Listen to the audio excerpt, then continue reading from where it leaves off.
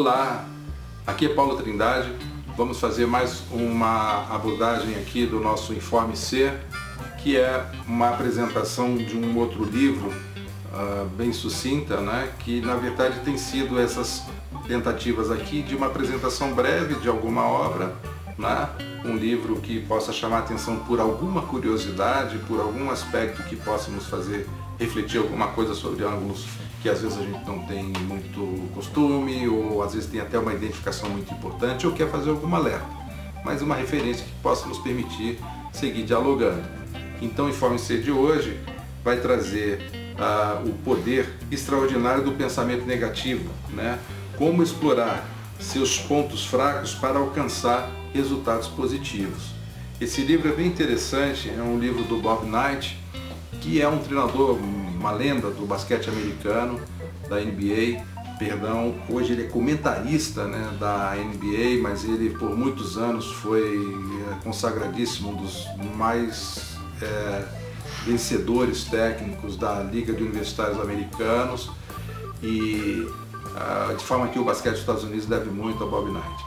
Desde os anos 70 ele vem fazendo história, fez uma sucessão de coisas que influenciaram a cultura, da forma de treinar, da forma de se fazer o alto rendimento de um dos esportes que hoje tem, que é uma grande vitrine para o mundo, que é o basquetebol dos Estados Unidos, particularmente aí o basquete universitário, o basquete colegial, depois o basquete profissional, que é muito conhecido, visto em uma quantidade grande de países, por uma quantidade grande de pessoas, um mundo profissional, onde de fato a questão da possibilidade da sustentabilidade, na lógica do mundo mercantilizado naturalmente, mas que o esporte consegue se viabilizar.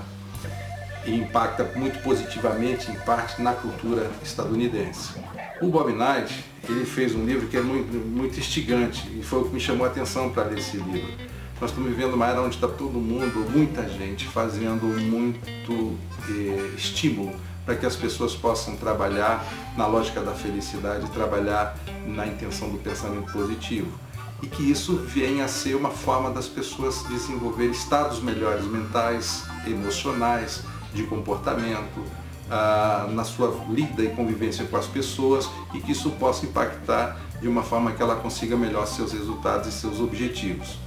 O Bob Knight, então, como foi um técnico sempre assim muito firme e muito inovador na sua forma de treinar, ele trabalhou com os seus atletas aspectos que ele às vezes chama a atenção, e esse livro fica bem rico nesse sentido. Ele fez provocativamente isso, de que pontos fracos poderiam se transformar em grande objeto de força para que os atletas pudessem ter níveis melhores de performance. E muitas vezes ele conseguiu pegar equipes que eram consideradas menos fortes e transformar essas equipes em equipes vencedoras, né?